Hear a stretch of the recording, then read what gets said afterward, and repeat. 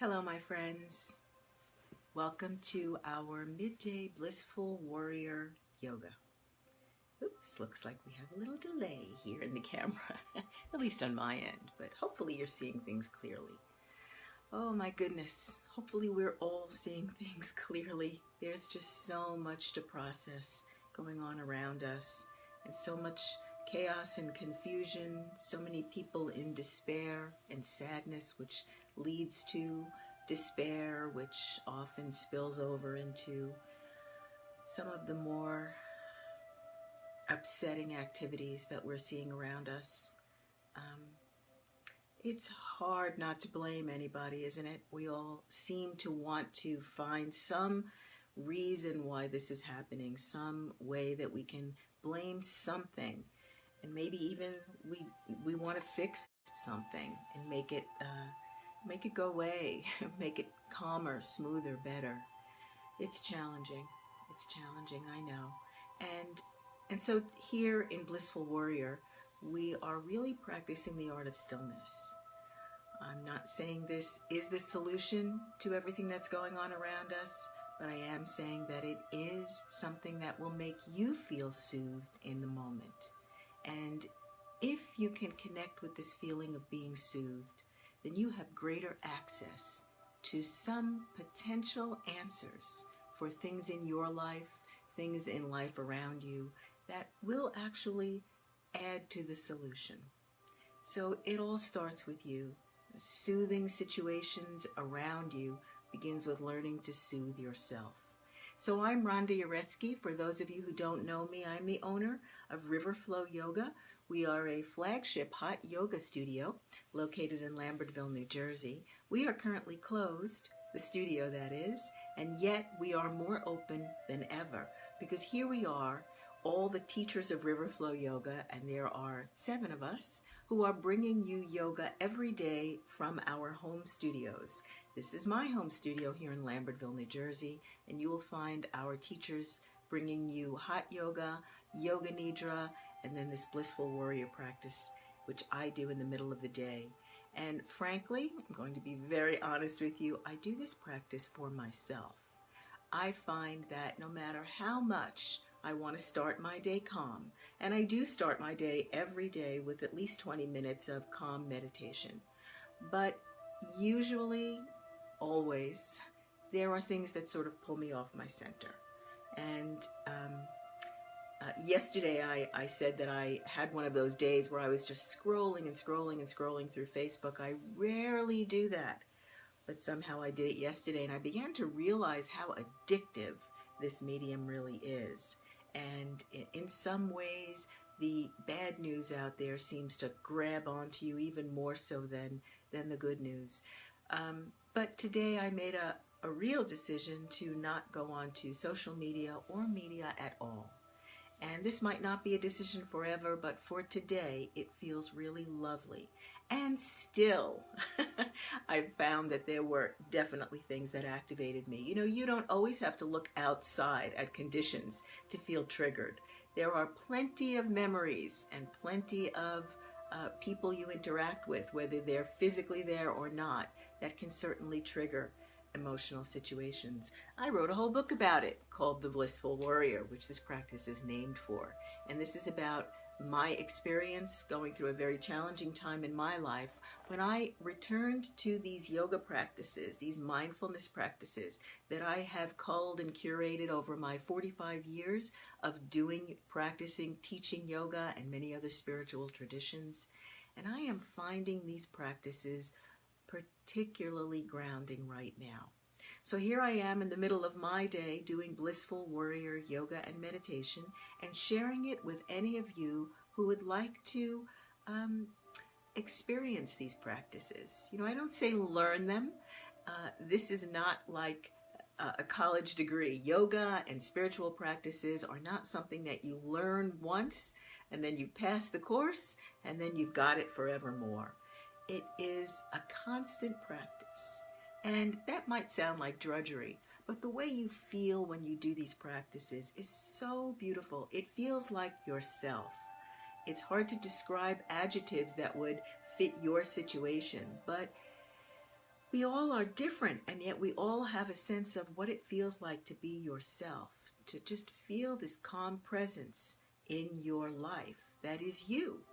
And these practices will continually call you back and back and back again to feeling like yourself. Now, the point of doing these practices, whether it's yoga or meditation, is not to sequester yourself, not to go off and retreat from your life. We actually have a trip that we take yearly from Riverflow Yoga called the Blissful Warrior Renewal Vacation. It's not a retreat. We don't want to retreat from our lives. We actually want to go forward into our lives and live them as our authentic selves, as fully as we can, experience all the joy that we can. So the practice of yoga is meant to remind you of that person who can live a joyful life, can be happy anyway. I think this is a great little mantra. Yes, there are lots of disturbing things happening around you, some of them happening within you. Some of us are dealing with chronic health conditions. Some of us are dealing with very acute health conditions with this virus. But you can be happy anyway. Right? You can be aware of what's going on within you and around you. You can have compassion for other people, but you can be happy anyway, because I promise you that you're being miserable or being distressed or anxious or nervous or saddened or upset is not going to help the situation around you. But being yourself, coming back again to this grounded place where you feel centered and you feel your own inner wisdom. And you have inner wisdom, I promise you that too. Some of us don't feel like we feel confused or lost, but you do have an inner wisdom. And when you can awaken that part of you, then you can be the greatest help to those around you who need the support. And to a degree, we all need support. And to a degree, none of us need support. We all have our inner wisdom, which is our own particular guiding force, which nobody else can tap into, and nobody else can know exactly what feels right for you moment to moment, but you can.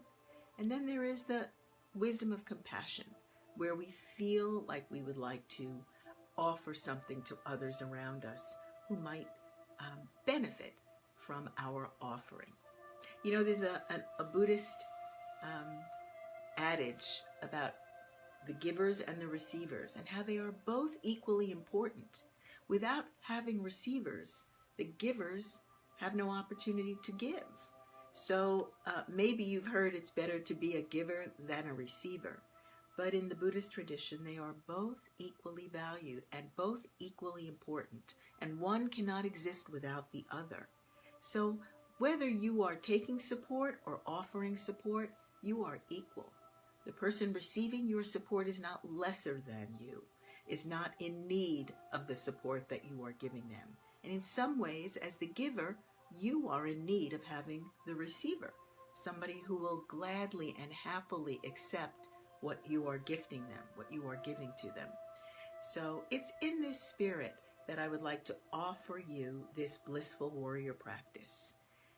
Not that you need it, but in many ways it benefits me greatly, gives me great joy to give it, to offer it.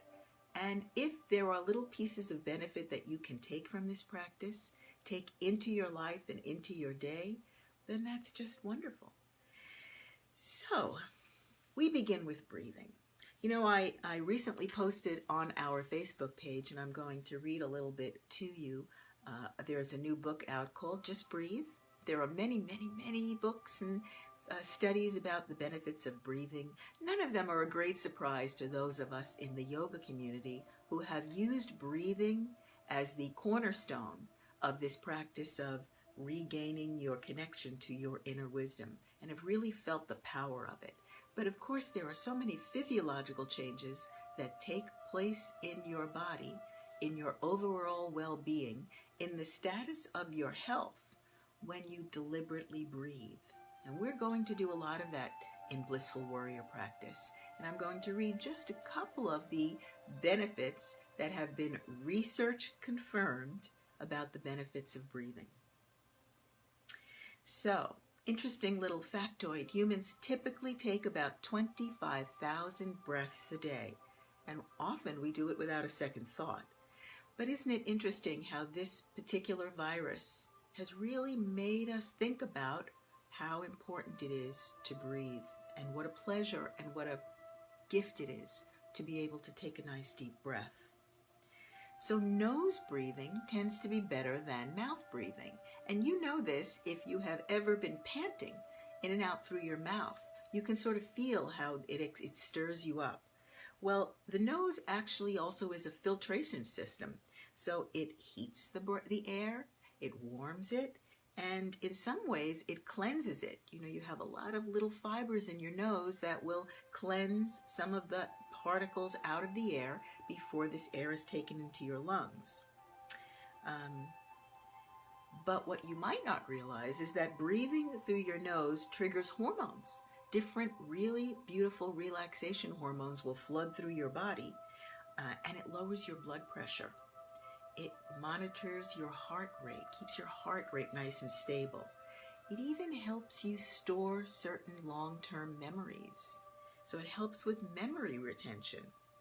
Nose is really an incredible organ. It's not just for smelling scents, even though that's a beautiful aspect of it, but it is an incredible organ for helping you to get the most out of every breath that you take. Breathing affects your anxiety levels. People with anxieties, and we all are those people these days. We are all functioning at some level of anxiety. If you are someone who has anxiety disorder, you are in a much larger community now. We are all facing some anxieties that are coming to the fore almost daily. So if you have any fear coming up, any fear-based conditions, you'll probably notice yourself doing one of two things, either breathing a lot or holding your breath. When you breathe a lot, you're putting yourself in that state of stress. You're sort of exacerbating that state of stress because you're stimulating the sympathetic side of your nervous system. You know, that's that fight or flight response, right? If you sense that you're in some kind of danger, whether it's a real physical danger or it's a worry, right? Worries, the what-if questions that are constantly spiraling around in your mind can put you into that feeling that you're in danger. So now you're stimulating the sympathetic nervous system, that fight or flight response. If there really is no danger around you, you're not about to get mauled by a bear, or there isn't a bus that's coming at you that you suddenly noticed, you can stop for a moment and recognize, oh, this is just my mind conjuring up some sense of danger that isn't present right now. So I don't need the fight or flight response. And then you can stop and you can breathe deeply. And remembering to breathe through your nose and how it calms your heart, really gets your blood pressure down, will be the nice thing that you can do for yourself. Again, I hesitate to say it may not take the worry away, because honestly, when you are in a calmer state, whatever worry you were engaged in just a moment before will actually feel softer to you. And you will have more access to your inner guidance, your inner genius, this wisdom that lives within you that really does have so many answers that are available to you if you could just calm down. So, breathing is directly associated with a relaxation response. Your diaphragm actually lowers as well when you breathe deeply, so you're allowing more air into your lungs, and then your body can immediately switch into a relaxation state. You know, this idea of having more air available in your lungs just gives you this physical sense that you have everything you need to stay alive in this moment. And breathing will actually convince you that you do. Exhaling, in particular, really helps you to relax. So exhaling is part of the parasympathetic response of the nervous system. So right now, if you put your hand over your heart and you take an inhale, you might be able to feel your heart rate increase a little bit. And if you exhale, you might almost feel your heart like you can't find the beat for a moment. It will actually slow down quite a lot, considerably, so that you can actually feel the difference between an inhale and an exhale and how it works on your heart. And your diaphragm lowers when you take the breath in, and that sucks this profusion of blood into your thoracic area, right? Your thoracic cavity right here. And when you exhale, that blood releases back through your body. So now you have this infusion of fresh, rich, oxygenated blood that was stored right here for a moment on the inhale, kind of flowing out into your body. And this is a very calming situation for your physiology. And you know, there's so many physiological things that happen during your deliberate breathing, and we could talk for hours and hours about them. And if you ever find yourself in one of my classes, you might hear me going off on a tangent. I get very passionate and excited about the amazing control that you have, not over your body, but also over your emotions and your nervous system by doing yoga, by breathing deep, by knowing how some of these yoga poses interact with your hormone release. It's just quite a beautifully orchestrated system that you've got going on here. This body that you loathe, right? This body that you have so much self-loathing about is really quite a miraculous instrument of pleasure and aliveness. But we won't talk for hours and hours about it. We're going to get into some breathing right now so that you can experience just some of what breathing can do for you. Okay, hello Stephanie, my old high school friend. So lovely to see you here. And Lisa, really great to see you here as well. So we have arrived. We have arrived in this blissful warrior moment. And in your arrival, you're going to find a comfortable posture for yourself. If you'd like to sit on the ground, I will say this, I'll say this every day because I know we have new people joining us all the time like Stephanie today. If you would like to learn to sit on the ground comfortably, and there is no yoga directive that says that you are not a good yoga practitioner if you don't learn to sit on the ground, at least not in Blissful Warrior Yoga. I'm going to offer you lots and lots of options and invite you to find your comfort, right? After all, we are here to soothe. There's no sense in pushing you to do something that isn't within your practice for now. But if you would like to sit on the ground, I recommend that you grab a cushion. It doesn't have to be a fancy yoga cushion. Grab a pillow from your bed, fold it in half if it's a flat pillow, and seat yourself on the front edge of your cushion rather than in the middle where it's highest and fluffiest. Seat yourself on the front edge of it, and notice what happens here. If I'm sitting in the middle, right, my hips and knees tend to be up. But once I come to the front edge, my hip flexors roll down a little bit. My knees will tend to drop towards the ground, and I can feel a great sense of soothing in here. Now, don't get me started. I can explain to you all the reasons why relaxing in your hips is very calming to your emotional system. But you just try it, sense it, feel the experience for yourself, and know it to be true for you. On the other hand, if sitting on the floor isn't what you're wanting to do today, find a chair, a comfortable chair. And as you sit in this chair, placing both feet on the ground, so maybe you have to sit a little far forward to do this, you are calming your nervous system. Having both feet on the ground is quite literally grounding for your nervous system. When your nervous system gets triggered or activated, I want you to think about it like a snow globe that just got shaken up, right? Things look very chaotic in there. But if you put that snow globe on a flat surface, eventually it will simply filter itself down. Now, this is what happens in your nervous system.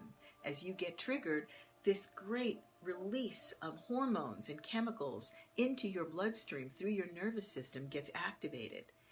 And as you just settle, and one of the really quickest ways of settling is to place both feet on the ground, then all of these hormones will simply filter through. You know, one of the reasons why it's really, I don't want to say impossible, but may be unreasonable for you to expect yourself to go from a highly triggered, activated state to complete relaxation is because of these hormones. They are filtering through your bloodstream. They get triggered from your brain. Your emotional system gets activated. The hormones are triggered for a very good reason, right? You're in your fight or flight response. And then it takes a little bit of time for these chemicals to be absorbed back through your body again before you can feel calm. So they're in your bloodstream and they are doing their thing. And remembering what I said about breathing deep, how that creates this opening of your blood vessels, this pooling of blood on the inhale in your thoracic cavity, and then the release of blood through your body on the exhale. And every time you bring in more oxygen, you're diffusing these hormones a little bit more and a little bit more and a little bit more until finally they are released from your bloodstream and you feel calm. Setting your feet on the ground is a really nice, instant, easy way to facilitate this calm. So see, sitting in a chair has some direct benefits. You don't have to be sitting on a floor and pretend you're a master yogi if that's not where your practice is today. On the other hand, maybe you don't want to sit at all. Maybe you'd like to lie down on the ground. So I recommend that you lie on your back. Place your arms at your sides and your palms facing up. Let your heels touch and your toes flop apart. And pull on your collarbones nice and wide and really feel yourself grounded to the floor. Imagining that the floor is coming up to meet your body rather than you settling yourself onto the floor. And in this letting go of your body, in this allowing yourself to be supported by the floor, you are once again calming your nervous system. So, Stephanie, if I remember correctly, the last time you and I spoke, you had some hip surgery. So for you today, I am going to incorporate some hip relaxing poses. And I hope this will be beneficial for you. And if any of you would like to comment either during this class or private message me about some issues that you are dealing with emotionally, physically, or in any other way, then I will answer them in following classes, and I will focus directly on some ways for you to address those issues. In my 45 years of practicing and teaching yoga, I can tell you that there is a yoga answer for everything. And 45 years might sound like a lot, but yoga is, respectively, about 5,000 years old. It's been going on for a very, very long time. So 45 years of practice and learning barely even scratches the surface of the depths of what yoga can help you with. Lisa's looking forward to some hip movements as well. Okay, wonderful. So Lisa, if you are wanting to open your hips and you are in a place where you can grab a cushion and sit on the ground and sit far forward and let your hip flexors just sort of tilt downward a little bit, you might feel some relief instantly. So beginning with breathing. Breathing is not only a way to do all those other things that I mentioned, but it's a way for you to arrive in the present moment. There's a lot of talk about being in the present moment, and sometimes people ask me, what's so great about being in the present moment? What if my present moment is filled with news stories that agitate me, or a job that I don't like, or a living situation that's disturbing to me? That is not your present moment. That is your mind thinking about the present moment. The present moment is this tiny little bit of space between some condition on the outside of you and your knee-jerk response to that condition, your activated response. And in that little bit of space, you get a choice. Your choice is how you are going to feel. And if you have tools that help you to choose feeling soothed, then that is your present moment. Hello, Sam and Michelle. Okay, so lots and lots of talking. Hopefully, you have at this point found your place to arrive in, sitting on the ground, sitting on a chair, lying on the ground. I am going to, here, sitting on the cushion, place my palms in my lap with my palms facing up. It's an old tradition to have your left palm under and your right palm on top with your thumbs touching. You don't have to follow any traditions. You are here to feel soothed. So find some place to place your hands and arms that feels soothed to you. Now you can keep your eyes open or closed or half-masked as I talk you through these deep breaths. Usually 3 does it. Notice how you feel right now before we start this breathing. And then let's begin. So as you inhale, take a nice deep inhale through your nose, but hear it right here in the back of your throat. So it's going to sound like the ocean, right? Like Rockaway Beach waves, Stephanie. Or like Darth Vader breathing. Or like the inside of a seashell that you used to put up to your ear as a kid. Really deep, loud, ha sound. Like this.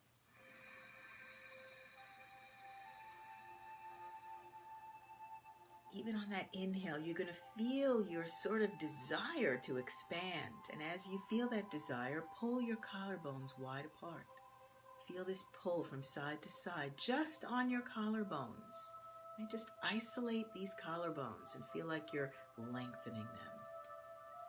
And as you exhale, again, you'll hear it in the back of your throat, passing the breath through your nose.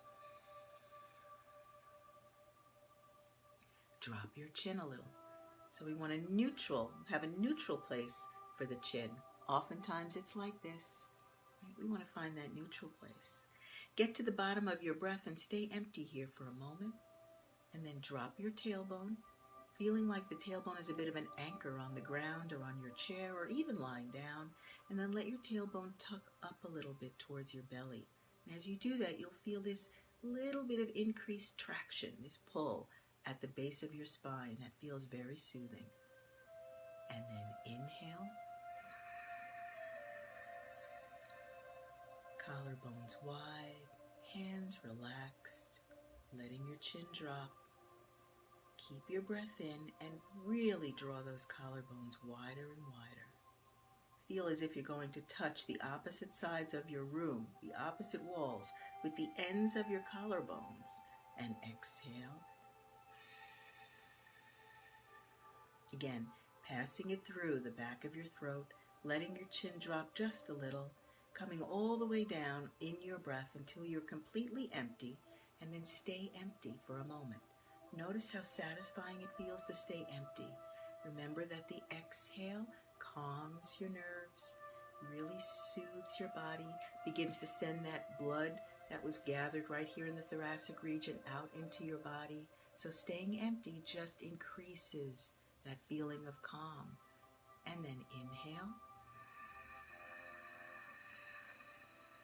Collarbones wide. So as you pull on the collarbones and you're bringing the blood flow right here into the thoracic region of your body, you're actually creating more space, feeling the widening across your chest. And then exhale, letting your chin drop to level. Keep your collarbones pulling wide. You want to stay open here in the heart center. Hearing it in the back of your throat, always hearing that ha sound. Healing as well, yes. And then end of your breath. Feel like you have no more left. Good. Stay empty. Let your tailbone drop to the ground a little bit and then tuck it up and under towards your belly. Curiously, when you're sitting on the ground and you have your tailbone tucking up a little towards your belly, you begin to feel like you're hovering a little bit over the ground. And these hip flexors will relax even more. And now a silent inhale. Silent because I won't be speaking, but not so silent because you're hearing the loud ha sound.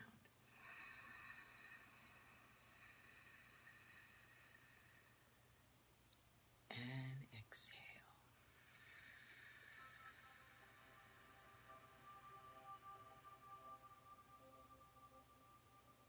And you have arrived, my friend. Here you are as yourself. And it should feel soothed, calmer, relaxed. There are so many words that you can use to describe how you feel right now. But it does feel like a place you'd like to keep returning to, doesn't it? Fortunately, you never go away from it. You can be disconnected from it for a little bit, but it is always here. And with the most natural and normal thing that you'll be doing for the rest of your life, breathing, you can reconnect. And making these breaths even more deliberate just squeezes more pleasure out of the breathing experience. Okay, so we're going to experiment with a couple of different kinds of breaths before we move into some hip flexor poses or hip opening poses. Let's stand up. So if you are lying on the ground, roll over onto your right side and press yourself up into a seated position. And then we will all from the seated position, of course, if you're sitting in a chair, easy enough, standing up. And from this seated position on the ground, I'll show you a really beautiful way to stand up. Don't feel like you have to do this one. This one took me a few years to develop, but fingertips at your sides, bringing your knees back up, pressing into your legs, and then bringing yourself back up. Okay. So we're going to try, let me readjust my camera. You guys don't have to worry about any of that kind of stuff. I'm just going to readjust a little bit so you'll be able to see the entire standing pose. This pose is called pranayama. It is part of the hot yoga sequence, what we call the 26 and 2. 26 asanas, 2 breathing exercises. So let's just stand here in the relaxation pose, in mountain pose, with your feet hip-width distance, your arms at your sides, palms facing forward, collarbones once again pulling wide, chin a little bit dropped. And inhale. Keep your collarbones pulling. And notice as your collarbones pull wide, your arms hang pretty far away from your body when they're limp. It's only when we're tight that we pull the arms in. But if you just sort of let them hang, they're going to find that place where they just feel very relaxed. And now exhale. Again, hearing it in the back of your throat, dropping your chin a little bit. Okay, so let's do pranayama, standing deep breathing. And we're going to do this slowly at first, and then we'll do a second set and we'll speed it up a little bit to really kind of pump your body with fresh, rich, oxygenated blood. So toes and heels are together. Now this is a great opportunity for you to start to bring the weight into your thigh muscles rather than your ankles or the bottoms of your feet.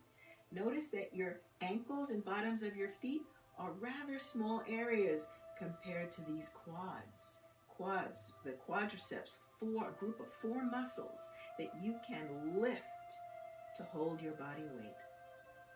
Bend your elbows, clasp all 10 fingers together, and then bring your knuckles under your chin. Try not to thrust your chin forward to get your knuckles. You want your knuckles under there, but if you pushed your chin forward to get them under there, so that's all right. Now just bring your chin back. So we're going to do kind of a bellows breathing, in through the nose and out through the mouth. All right. You can watch the first couple if you've not done this before, and then join me. And I again will give very detailed instructions. So here we begin. As you inhale, hearing the ha sound in your breath, in the back of your throat, bring your elbows up to the ceiling and keep your shoulders pulled away from your ears. Your thumbs are against your throat. Suck your stomach in. So as you suck your stomach in, you're engaging your core and you're opening your rib cage. Again, widening that thoracic region to get the blood collected in there. Thigh muscles tight. Kneecaps rotated in so you get to lock your legs. Now exhale. Open your mouth wide. Bring your head back, pushing your knuckles against your chin. Make a big ha sound. And bring together your wrists, your forearms. Squeeze your elbow tips together. This is like pumping that breath from the thoracic region through your body. And inhale. Elbows apart and up. We're taking it nice and slow. Feel like your arms are going to touch your head right there by the side of your ears. Stomach in, thigh muscles up, kneecaps turned in. Really feel your rib cage open up. Open up that thoracic region. Get all the blood flow right there, collected in, infusing it with oxygen, and exhale.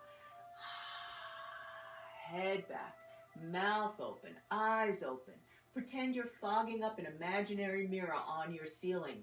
Bringing together your wrists, forearms, and elbow tips creates a sort of pumping motion and gets all the stale breath out of the lowest lobes of your lungs, keeping your legs locked. Inhale.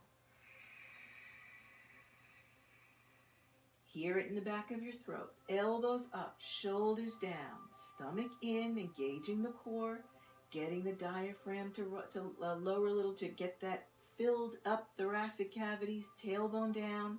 Tuck the tailbone under a little bit. Feel your hips move a little forward. Exhale. Head back. Mouth open. Eyes open. Big ha sound. Bring together your wrists, your forearms. Squeezing your elbow tips together. Getting that pump of stale breath out. And inhale.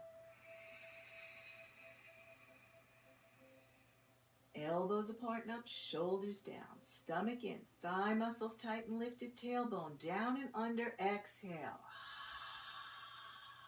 Through your mouth, keep your mouth wide open, big ha sound, wrists, forearms, elbows squeezing together, and last one, nice and slow, slowing it down, inhale. Elbows apart and up, shoulders down. Stomach in, thigh muscles tight, tailbone tucked down and under. Bring your hips a little bit forward. Exhale. Head back, mouth open, eyes open. Big ha sound, wrists, forearms, and elbows squeezing together. Now stay right here. Press your elbow tips, pull your shoulders forward, pull your elbows forward. Keep your mouth open, staying empty, empty, empty, and relax. And drop your arms to your sides. And take a breath. Inhale, mountain pose. Feet 6 inches apart, about hip width distance. Collarbones pulled wide.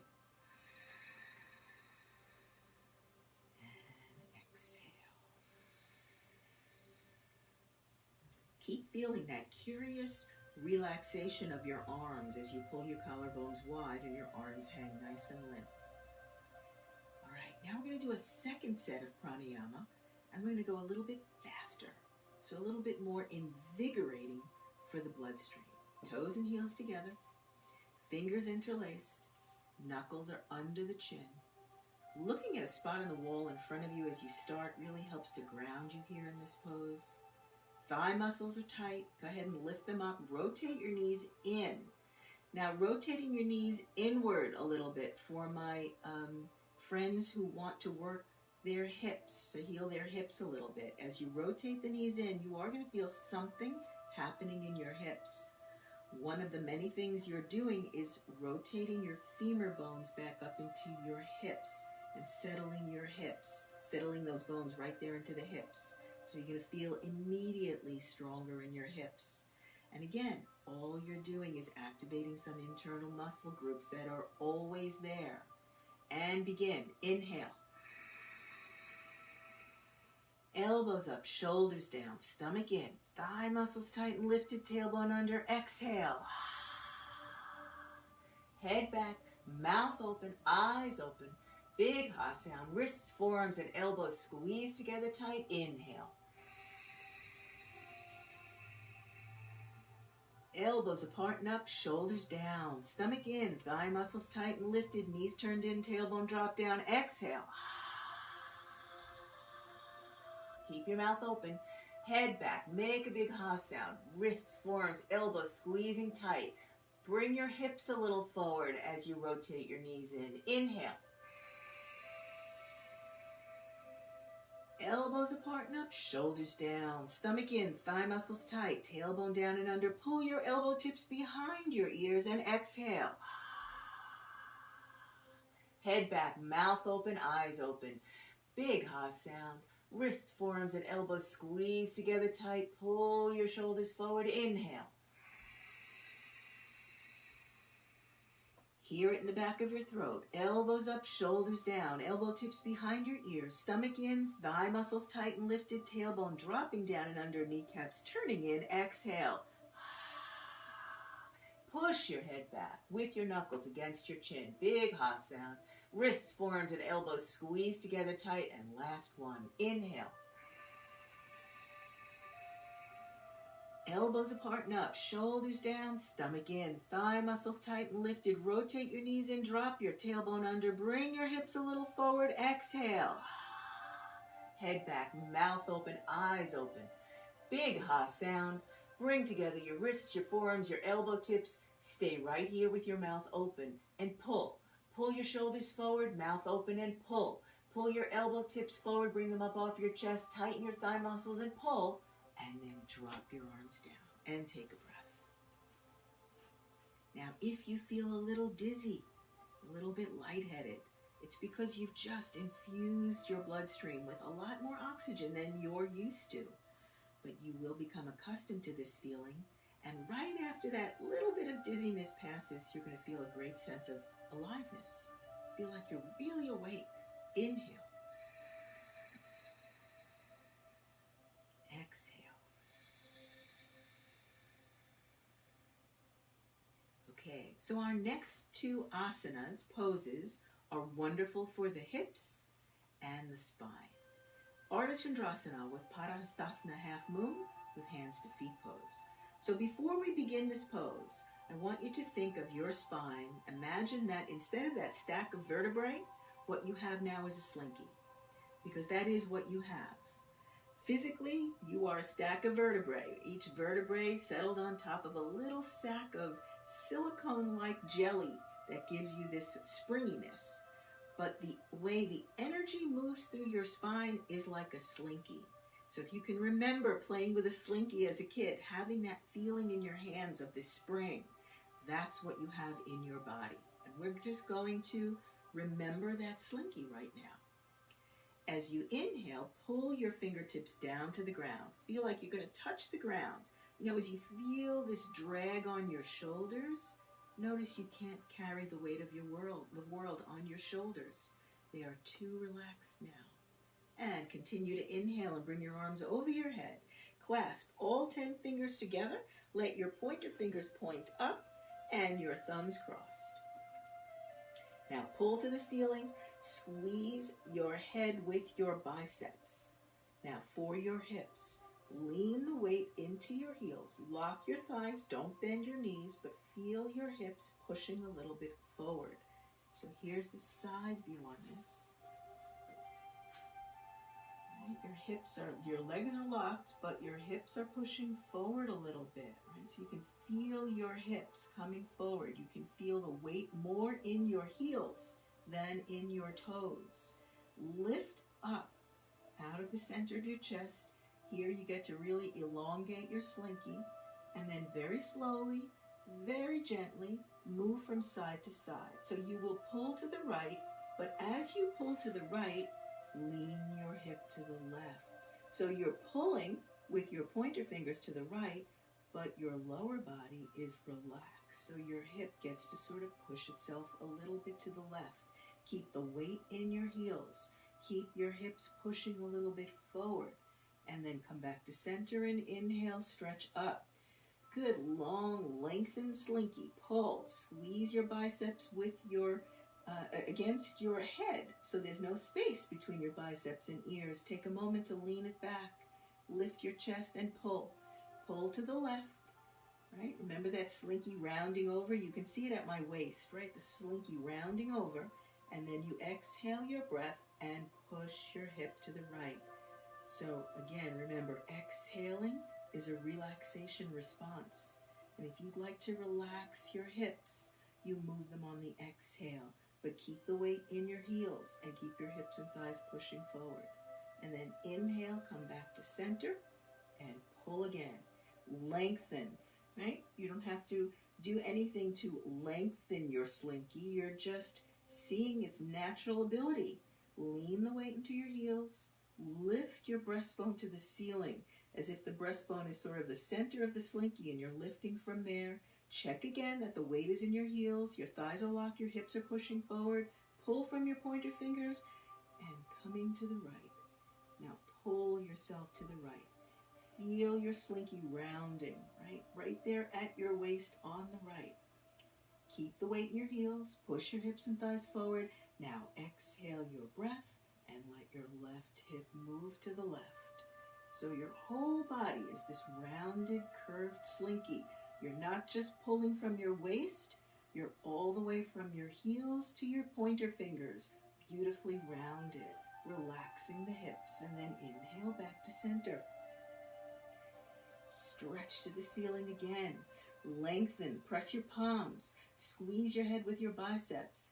Lean back into your heels again. Let the hips relax forward. Keep your thighs locked. No bent knees. Stretch. Take your breath in. You're holding it here. Hold your breath as you pull to the left. Rounding that slinky. Holding your breath the whole time you're pulling. And then as you exhale, let your right hip relax itself to the right. Checking that the weight is still in your heels. Your hips are still feeling like they're a little bit forward. Your thighs are locked. Inhale, pull from your pointer fingers, press your palms, squeeze your head with your biceps, chin is off your throat, leaning the weight back into your heels, and as you exhale, let your right hip move to the right. So as your right hip moves, your slinky just naturally curls and change as you inhale back to center. All right, now we'll do a backward bend, which is good for the slinky, and also good for your hips. You're going to pay attention to where the weight in your heels pushes your hips forward to relax them. So as you inhale, pull up, stretch up, lengthen up, and as you exhale, just drop your head back. It's just your head, just your head, just your head. Now, make sure the weight is in your heels, and once again, your hips are pushing forward. So from the side, it looks like this. Right, so you're not straight up to begin.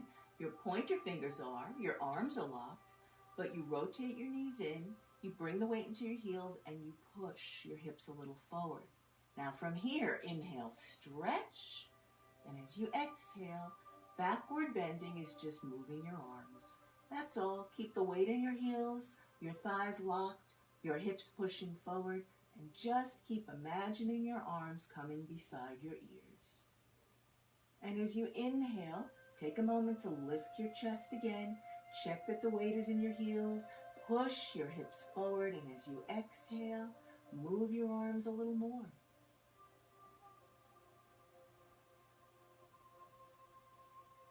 And change. Coming up, locking your thighs, pulling yourself back to center. Bring your head back between your arms right here. Stretch.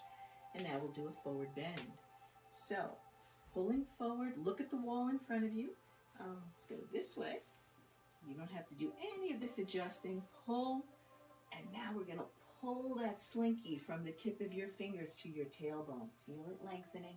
Keep your legs locked as long as you can. There really isn't any prize for keeping the legs locked. The moment your knees bend, it's perfectly fine. Go ahead and place your palms on the ground. And if you have to bend your knees to get your palms on the ground, that's fine. And hang your head as if you want to see your own throat. Hang it a lot. Now you're going to keep your heels on the ground and alternate your knees. So you're pedaling your knees. Can you feel your hips kind of relaxing here as you pedal your knees?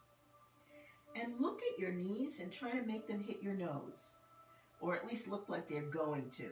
Don't let them fan out to the sides. Again, keeping this really nice integrity of the hips as you alternate the knees and really rocking the hips. Now, bend down enough that you can get your chest flat to your thighs and hang your head. And slip your hands under your heels from behind with all 10 fingers pointing forward. So you have your heels in your palms. And as you inhale, wrap your elbow tips behind your calves, tuck your chin into your throat, and as you exhale, begin to tighten your thighs, rotate your knees inward, and lift your slinky from the tailbone up. So eventually you'll be a really straight line from the tailbone to the top of your head. And if eventually isn't today, that's no problem. All you're doing today is being in the present moment, and that's enough. Inhale, wrap your elbows. Exhale, begin to straighten up. Tuck your chin, and eventually you'll get your forehead, your face to your shins.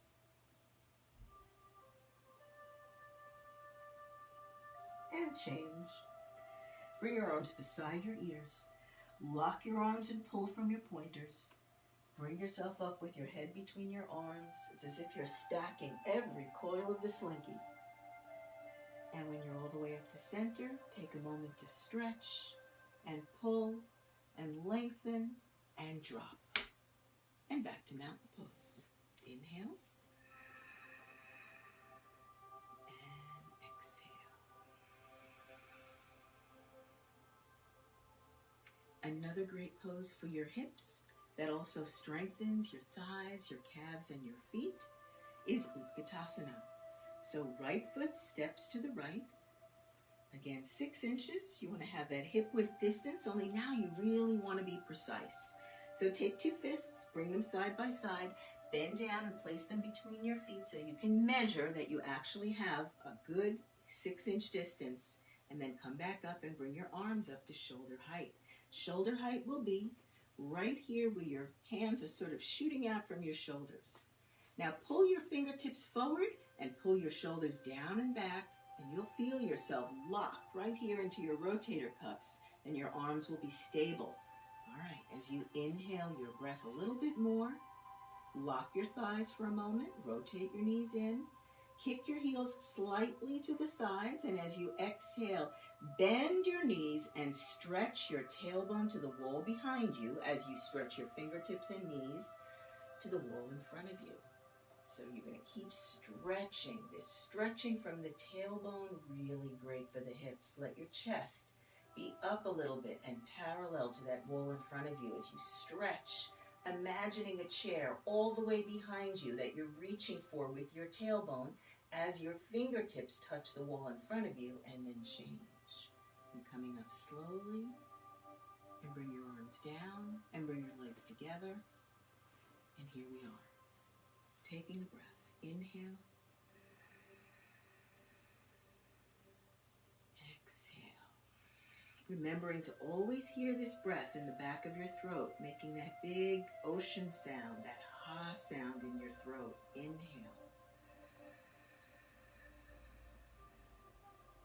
And exhale.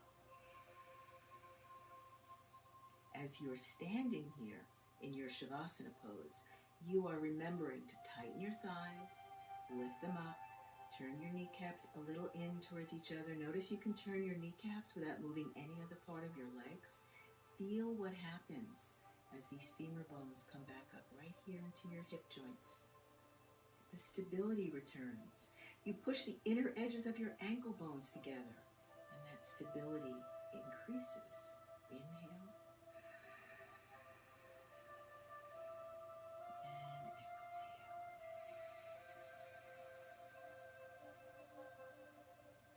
Now we're going to come back down to the floor, and you're going to do it in a way that really lets that slinky separate. Remember when you used to put the slinky on one step and it would go down to the other step? Well, that's what you're going to imagine now. That slinky in your spine is really getting a chance to uncoil itself, just as all the stresses of your life can uncoil themselves through this beautiful opening that you're facilitating in your spine. So as you inhale, pull your collarbones wide, tighten your thighs, rotate your knees. And as you exhale, turn your palms to the wall behind you and begin to drop your chin into your throat. Notice there's a little hollow space between your collarbones. That's what you're trying to drop your chin into. And begin to lean your body forward. Let your arms be very limp, keeping your chin tucking into that little hollow space. Chin tucked, coming down slowly. Your arms, just let them hang. Let them feel really limp. Feel every coil of this slinky unwind itself. And then place your fingertips on the ground. Just your fingertips. And bend your knees. Bring your knees between your hands. And then bring yourself back onto the tops of your feet, sitting on your heels, hips to heels. And here you are, in a beautiful seated pose. Now, if it's a challenge for you to sit on your heels, you can sit cross-legged as well. Just take a moment to feel your spine. Feel that relaxing feeling. Inhale. And exhale. Now go ahead and lie down. We'll do final Shavasana. You'll be lying on your back, and I'm going to be sitting, reading to you. So we started something new yesterday. Hi, Sue, Julie, wow, lovely to see you guys. All right, so we started something new yesterday by request. As I said, you can put your comments right here in the comment box. You can private message me if you have a request for me to focus on particular body areas or emotional stresses. There's a yoga pose for everything. There's a sequence that will address everything. Don't be shy about asking for, help for insomnia, drank too much wine last night, whatever it is. I promise you there is a yoga that will help. But by request, I am now reading to you from my book, The Blissful Warrior. So I don't know if I showed you this book, but I wrote this book about 3 years ago, and it is based on my own personal journey, a challenging time in my life when I brought to bear so many of these yoga practices and relaxation techniques that really grounded me. So first, let me talk you through lying down in Shavasana. So you're lying on your back. Your arms are at your sides, your palms face up. Let your heels touch and let your toes flop apart. So as your toes flop apart, you can feel that your knees are sort of falling to the sides. Now you are not pushing or forcing anything. And I promise you, in this pose, just as in any yoga pose, there is no place to get to. You are doing these poses to soothe yourself. So doesn't it make no sense at all for you to push and force yourself when actually you're trying to facilitate this very deep soothing, which is the root of very deep healing? So heels are touching, toes flopped apart. You might feel your knees drop to the sides and your hips relax a little. Your arms are at your sides with your palms facing up. You can keep your eyes open for a moment so that you can know that you are not looking at the ceiling, you're actually looking right down the middle of your body. And right there, as you just shift your gaze, if nothing else but your gaze shifts from the ceiling to your midline, you'll feel your neck bones separating. And in that separation in the cervical spine, you find some deeper soothing. And now breathing. So inhale, balloon your belly out. Remember to hear the breath in the back of your throat, that big ocean sound, Darth Vader sound, that big ha sound. As you balloon your belly out, filling up, and as you exhale your breath, deflate the belly. Feel it dropping down. Feel yourself dropping all the way down into your lower back. And imagine that somebody you really love has slipped their hand under the small of your back, and they're asking you to drop your lower back into their hand. Inhale, balloon your belly out.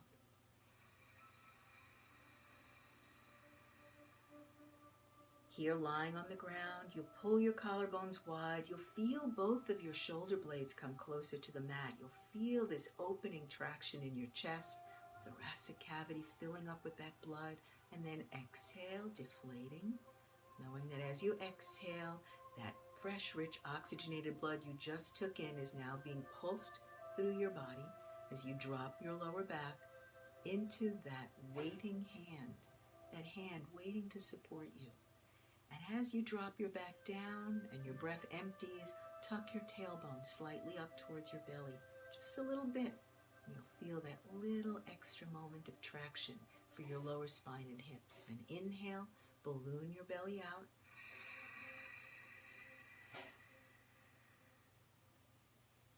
And exhale, exhale.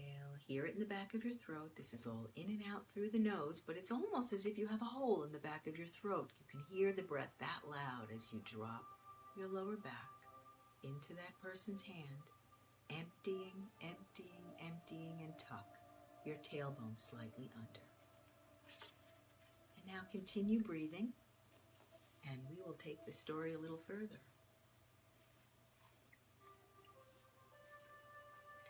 On the outside, I blamed my husband.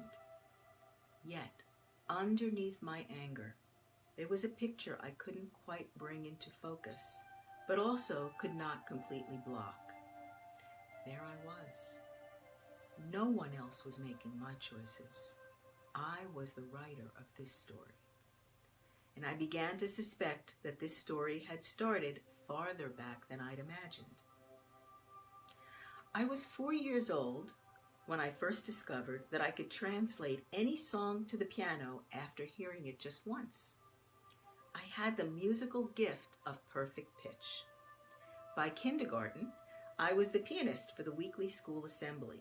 It won me the acclaim of cutest and most talented kid at PS 42. Thus, I began my career as a people pleaser. Fast forward to auditions for the school play, The Sound of Music. I was a shoo-in. I was 10 years old. I had practiced for weeks, singing at the top of my voice. As I walked on stage in my white shirt and blue skirt, I saw myself reflected in the eyes of my teachers. They beamed up at me in anticipation, and I started to sing. I knew instantly that I would not be chosen. At that moment, I arrived at the first of many unconscious conclusions about myself. I was nothing special. I was not good enough. I was just not worthy. From that one moment, I made choices about how to live my entire life. Stay in the background. Don't let anyone see you. If they do, they won't like you. I was carefully schooled in powerlessness. Life is hard. You can't get everything you want. There's not enough for everyone. Set goals, write your to-do lists, have a plan. And I was a good student. I learned to be reasonable. Don't trust your feelings. Listen to others who know what is best for you. Take the path more traveled. I learned to earn my happiness.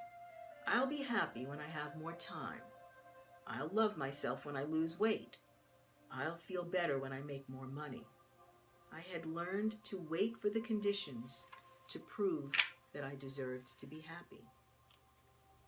One day, I arrived at a place where I felt left out of my own life, left with a nagging suspicion I would never figure it all out or get it all done, and I was not even sure what it was. Halfway to Italy, somewhere between Newark and Florence, between self-loathing and self-awareness, an old familiar voice kicked in. How could I have settled for this? How could I have believed these empty words? How could I respect myself or trust myself now?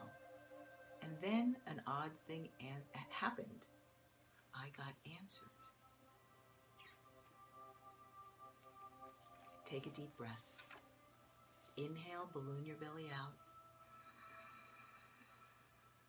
And exhale, deflate.